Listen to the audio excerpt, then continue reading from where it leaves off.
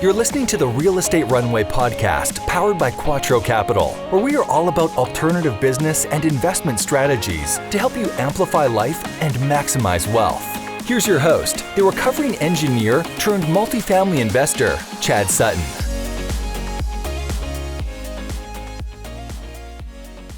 All right, everyone. Welcome back to another episode of the Real Estate Runway podcast. Today, we are joined with Mr. David Zapata of Factum Financial. If you may remember, we had David on to talk about the infinite banking concept on a few episodes back.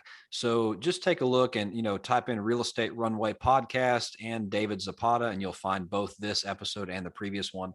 But I invited him back because, the initial idea is to discuss what the infinite banking concept is and why it's important and relevant to you as a real estate investor. So go back and listen to that episode. But today we're really going to get into the meat of why this is important to you as a real estate investor and how to use it. Like what does it mean to invest in real estate with the infinite banking concept? So as a refresher, my friend David Zapata was born and raised in Colombia, South America, and has lived in the United States since 2006. He spent the last 10 years as an engineer working in corporate America, where he and I actually met in a previous life. Since finding the infinite banking concept, David has been committed to sharing the value of controlling the financing function for individuals, families, and business owners. The concept was coined as infinite because it supports the realization of unique lifestyles through freedom of finance and control. Through IBC, David has been able to finance hobbies, recapture non-productive debt, and build his investment portfolio at the same time. IBC is for everyone willing to educate themselves about mindset, process, and products required to build a privatized banking system. David's ideal clients are open to think creatively and are eager to take ownership of their financial destiny. David currently lives in Carlsbad, California with his wife, Sarah, and he is an authorized IBC practitioner, licensed life insurance professional. He has been through the Nelson Nash Institute, so he also is part of that concept, and he's expecting his first child soon. So, David, without further ado, welcome back to the show, friend. Thank you, my friend. It's always a pleasure to talk to you, even though I always look much less good looking in camera when I'm come on. here I've got a hoodie and a backwards hat on. You're here with a pretty polo, so don't give the listeners that. Thank you for having me. Appreciate it. Absolutely. Well, David, I think it might be wise to give a quick recap of kind of what we talked about before, not spend too much time on that, but then let's get right into how we can use the IBC concept as a real estate investor. Yeah, I guess to capture the audience today that is interested in the intersection between the idea of infinite banking concept and real estate, I want to drive this message. If you hear anything in the next 20 to 30 minutes in our conversation, is that whatever you do, regardless of how efficient, productive, profitable your business deals are, you're always playing in a financial system, and you cannot be inside a vacuum. And in that financial system, you will play multiple roles. You will be sometimes a borrower, sometimes you will be a saver when you have capital to do your deals. And there's always going to be a third party, which is the banker, the financier, the person that controls the system where the money's flowing to do the transaction and the exchange of value.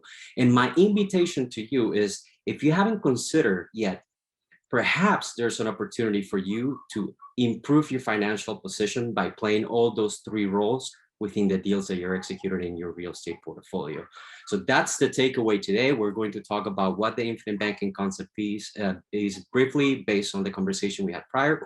And then we're going to apply it to conceptually talking about how the interaction happens with the acquisition and the management of cash flow and taxation from a real estate perspective when you own the foundation of where the money resides.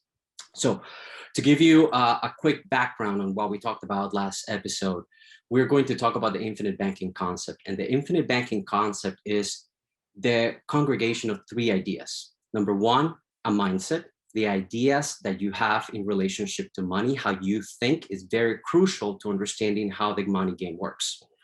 For example, one of the crucial points that we make in the IBC concept, in the infinite banking concept, is that everything you purchase, you finance. Whether it's credit or cash, you're either giving somebody interest for the opportunity to use the capital when you borrow money, when you use credit, or You give up the opportunity to earn interest in your capital when you use your cash. Same coin, two different sides, but at the end, the same outcome. And when you get to understand that, you start thinking about how else can I do this where I can actually capture the value of my capital, the value of my money when I have the discipline to accumulate that savings. Mindset, one pillar. Second pillar, we're talking about a process, in a process where we are using the word banking as a verb. The idea is to accumulate or use a pool of capital, just like the banks do, and put it in motion for different purposes so we can capture the power, the energy that money has when I borrow or when I lend it to somebody at an interest rate and I recapture that interest. And if I do that multiple times as fast as I can, I'm going to become very profitable like the banks. What do banks do? Banks take their capital, their profits, and they will do three things usually. And we're talking about large national banks in the United States. I'm not talking about your local bank, although they do it also. They will take their profits and put it inside a product called BOLI, bank-owned life insurance. And this product is considered by the regulators, by the Fed, tier one capital, the safest capital possible that is used to measure risky assets against their reserves, okay? They are allowed to put up to 25% of their capital per bank. I'm talking about billions of dollars in this product for them to warehouse their profits, okay? The second thing that banks do, they will go and acquire the best real estate property in the city. They understand that the corner buildings will allow them to have a presence in the community, provide convenience, own the real estate where they have their operations, the benefits associated to taxation and the incentives the government provides for owning and providing commercial real estate or housing. The third thing they do, like we talked about before, is they will create loans because they understand that money in motion is energy. And this is the way to make money work for yourself. So we want to replicate what the banks do, what corporations do, what high net worth individuals do at our level, at the you and me level, because it is possible. And it is possible because of this third pillar, where we usually refer to as the product or the platform. And in this case, I'm talking about whole life, dividend paying whole life insurance policies, which, and unfortunately, in many people's mind, is a product that they are not open to embracing. And I am here to tell you that whether your thinking is pro or against, you should open your mind just to hear the opportunities that this can bring to your financial life. It's a product that enables you to take control and ownership. Is going to allow you to give your money multiple jobs, not just the credit or cash use, but is going to allow you to create an asset that you can collateralize and borrow against while you guarantee compounding of your money inside the cash values of a policy. And we'll talk about more details about how this works here in a second. But to summarize, again, we're talking about a mindset. You have to become the person that is capable of thinking like the financier, the banker, before you can do anything. Becoming is a journey. And in that, you learn the process. We are emulating the best people in the world managing money. And we're using a platform that enables us to perform this and execute the process itself.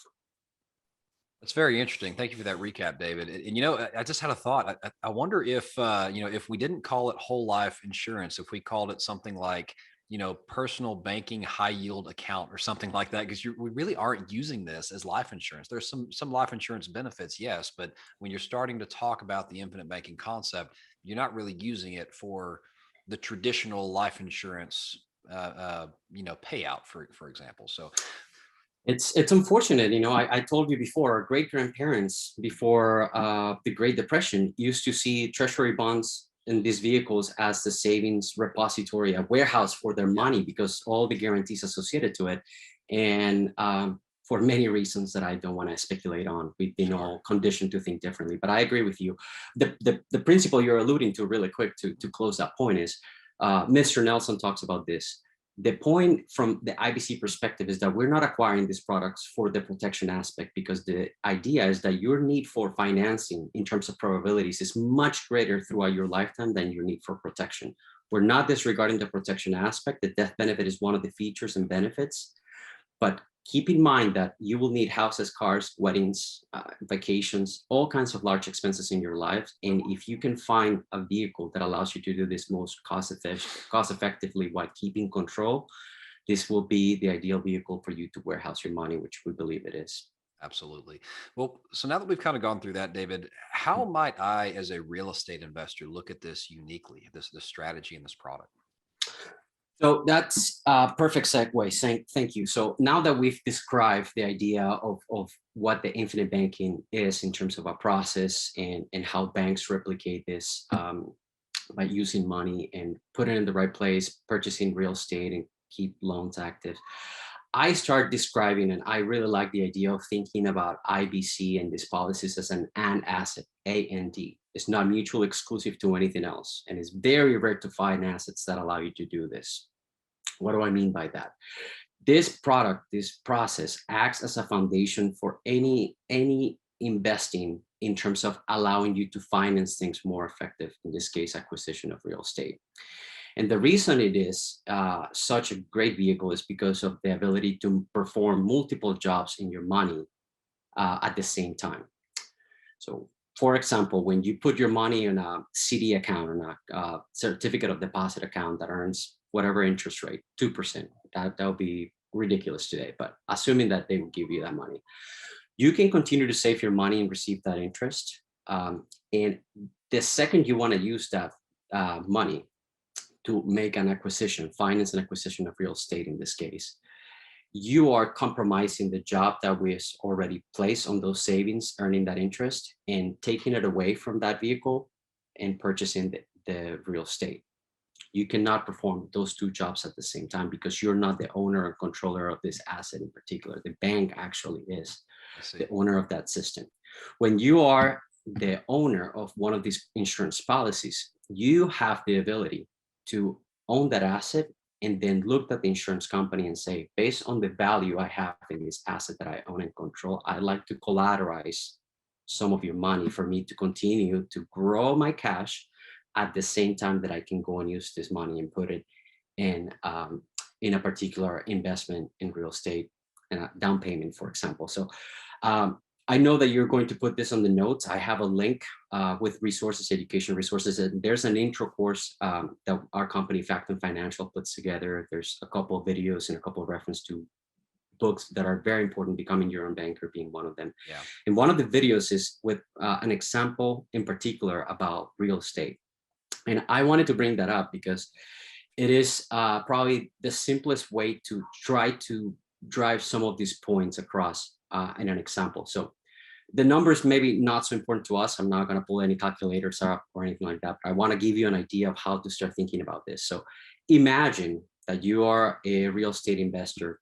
And in order to do real estate investing, you had two choices. You could go and access credit, and you could go and finance your acquisitions that way.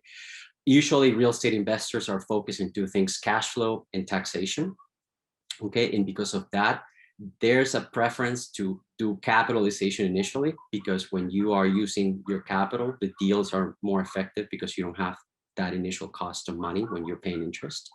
And one thing that gets missed is that real estate investors usually don't think about their cost of their own capital.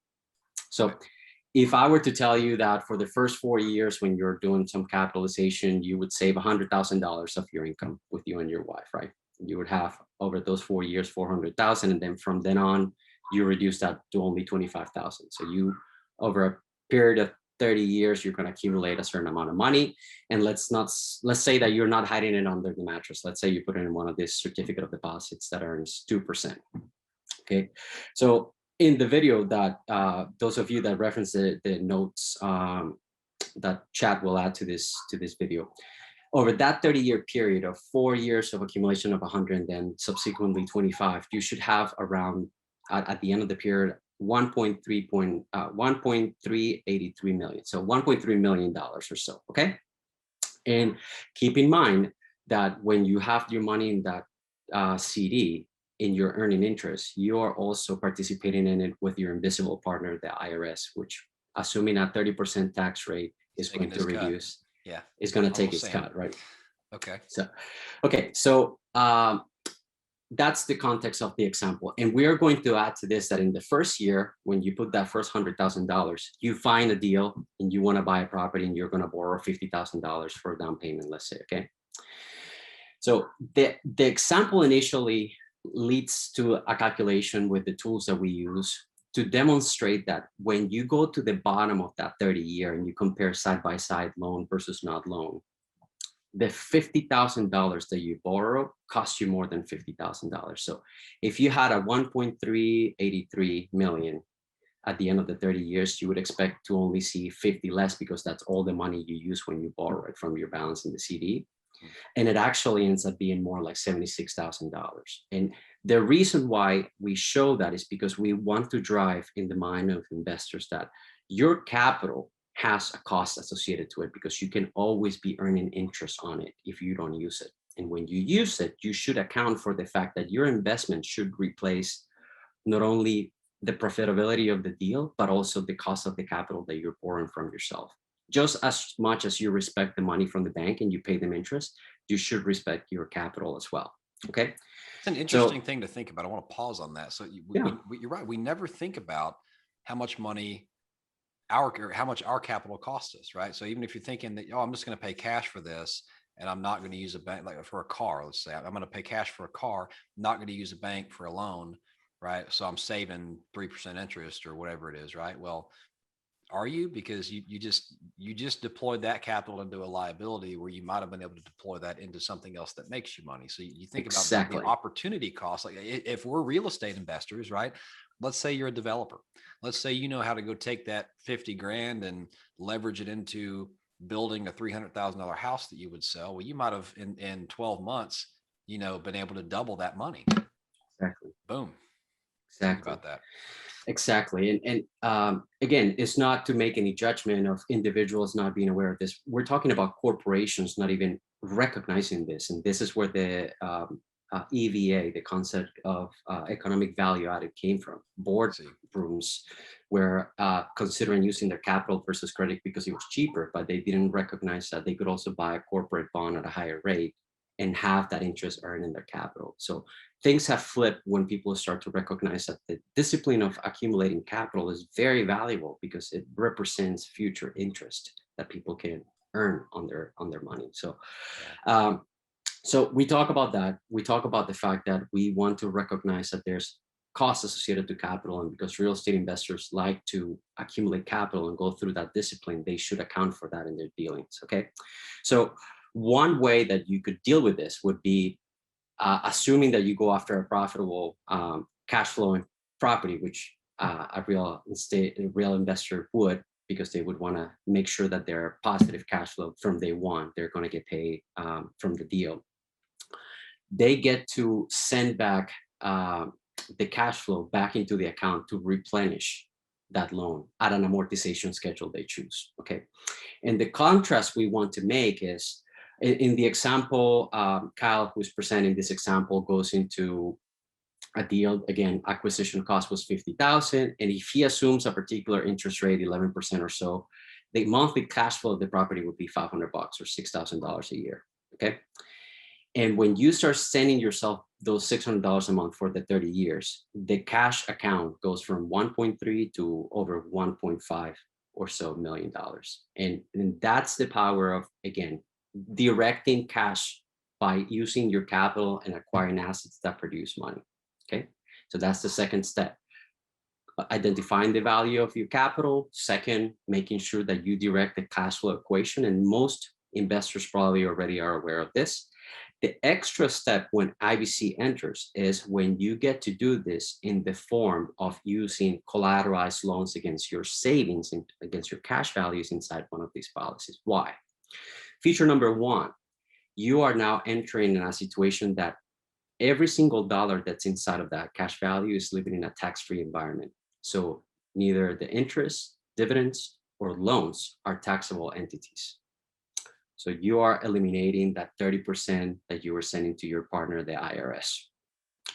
Number two, now we are going to be in a position, because it's our capital, to do the same thing we were doing before. We are going to take the same return from the property, and we're going to amortize that loan in a way over those 30 years that we get to collect that interest and put it as additional premiums to boost the performance of this policy.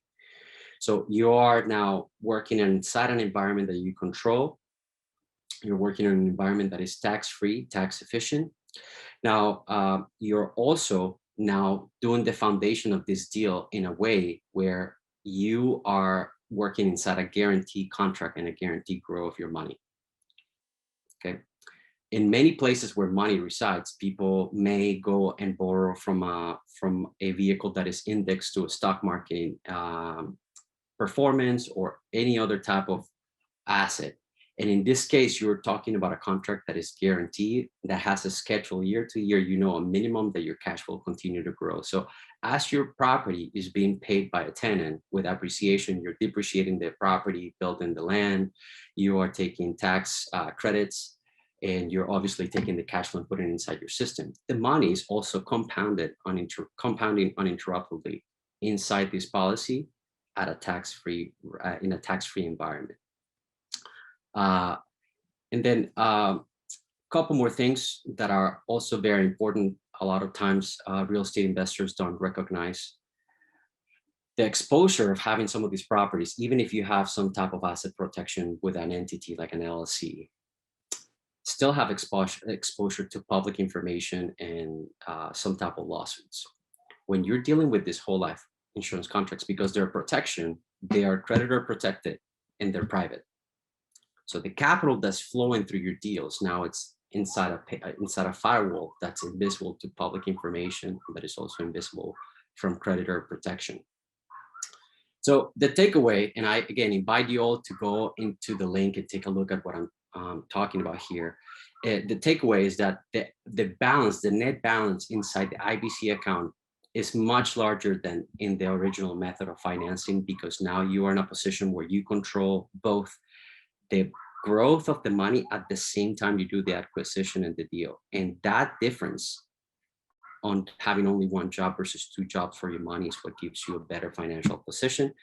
We haven't even talked about what we said at the beginning. You're also guaranteeing that you have a growing death benefit for your family. If anything were to happen to you, you have the ability to replace your financial value to your family. So it's a way to make deals, and again, going back to the and asset, more efficient. You're growing this acquisition process and this execution process in the foundation of a contract that's guaranteed and that has a lot of tax advantages that are not inside other places where you warehouse your money.